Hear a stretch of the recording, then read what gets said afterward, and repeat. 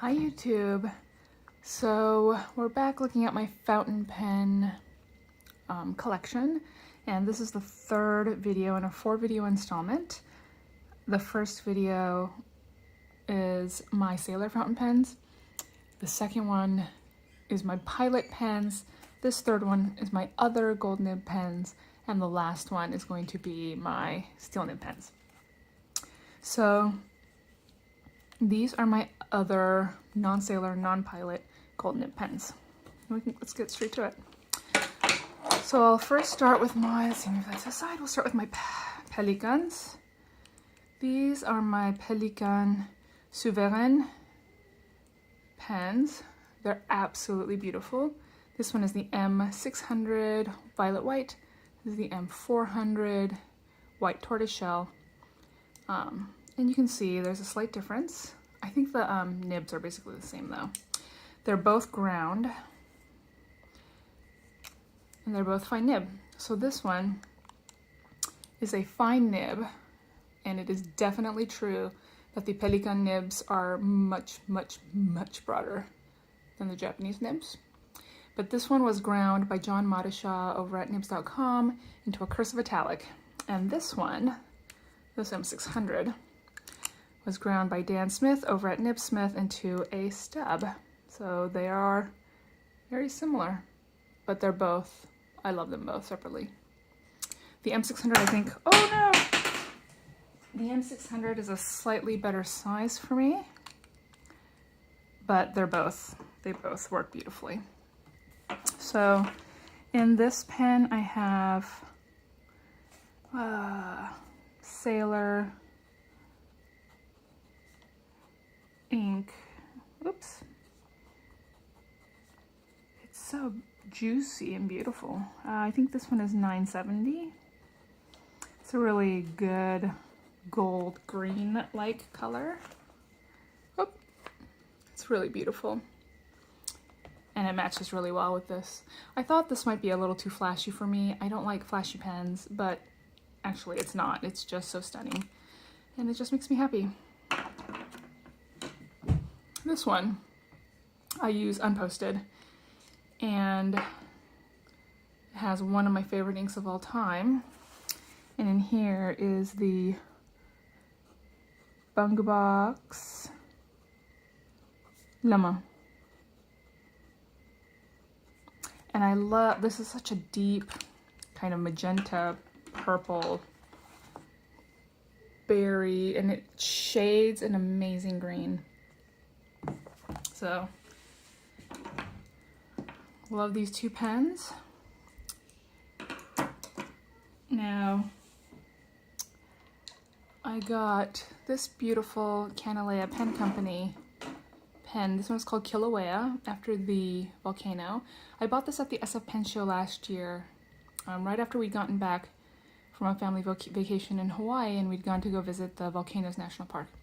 And I don't know if you can tell here in the camera, but this really does have this amazing sparkle inside this acrylic, and it really does look like lava. It's a really beautiful pen. It's really well made. The acrylic is beautiful. In here I have an 18 karat gold nib in extra fine. This is definitely not a Japanese extra fine. It is much, much thicker than that, or rather broader than that, but it's beautiful. In here I use Noodler's Habanero. I do think Noodler's Habanero is perfect for this pen because it does have like a fire to it. It shades beautifully in colors of yellow, orange, red, and it just looks like fire. The only thing I'd say about this ink is that it does take forever to dry, but it's lovely. Here I have a pen 18111 Handmade. It's absolutely beautiful. This this modern, I don't know if you can tell, this modern sort of Chinken style with this real sparkle in the ginkgo leaves. I don't remember what this is called. It's something like ginkgo leaves falling in the night sky, but it really does have that feel to it. The acrylic is sparkly, and it does have this great sense of movement in the acrylic. And I had this gold stopper put in. It's really nice. In here I have an 18 karat gold, also extra fine nib, and it is actually very similar to the Canelea Pen Company one. But it's really nice. In here I have a Sailor Shikiori. Oof. Yamadori, which is a beautifully shading dark blue. It's actually really nice. It's hard to tell. It's like blue, black, black, blue. Just a touch of teal sometimes. It's actually really nice. Now this one is my most special pen by far. This was a Christmas present from my husband last year. This is the Nakaya Decapod in the Hekita Minuri Urushi finish. It's got a green urushi layer on the bottom with the brown lacquer on top. And this pen is stunning. There really are no words. And it's really lightweight, but not in a cheap way. There's just, if there's a long writing session, this is the pen to use. There's just something about this pen that is so pleasant to have, to hold in the hand and to use for long writing sessions. And I mean, this nib, this Nakaya nib, which I think is just a platinum nib, but it is so beautiful with this little heart detail. It's so beautiful. This is a soft fine. The one thing that I will say that is a little disappointing is that this nib is a little scratchy. Part of it is my fault, but it is a little scratchy. In here I have Sailor. I love how bouncy this soft fine is. Sailor Ink Studio, and I think this one is 370. It's very similar to the 970. The 970 is brighter. This one is a little bit of a cooler, bluish toned green. And it actually matches the green Heki finish.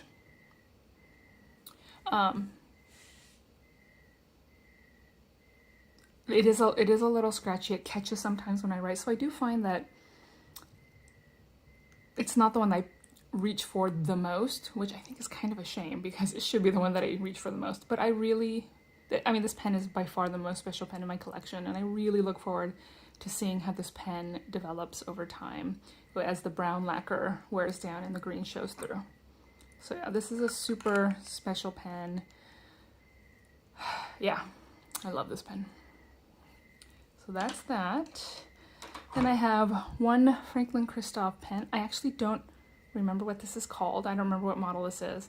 The color I think was called Smoke and Ice. And I like how this posts, actually. It posts quite deeply and fits really nicely in my hand. This is a nice big 14 karat 1.1 stub nib. And it writes beautifully. I use this as an eyedropper pen. And in here I have Sailor Ink Studio. Can you tell? I like Sailor Ink Studio a lot. I find that I can really get my exact shade that I want. And here's 123.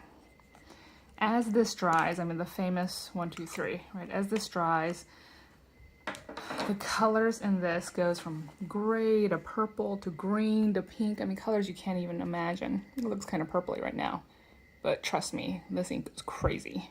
This ink is amazing. Another super light ink. If you put this in a really fine nibbed pen, it's too light to read, but in a nice stub, it comes out beautifully. And finally, I have an Aurora Optima. This is the Fine Flex in gray. This is number 13 out of 330. I will say that I was really disappointed with this pen initially. It's marketed as a fine flex nib pen, and what I found was that it's neither fine nor flex. So I found that very, very disappointing. I do like this ink window right here. But, after getting over my initial disappointment, what I realized was that this is not a flex pen. It's not really fine either. It's more of a medium. And it's not a flex nib, but it's a bouncy nib. And once I accepted that, I was okay with it.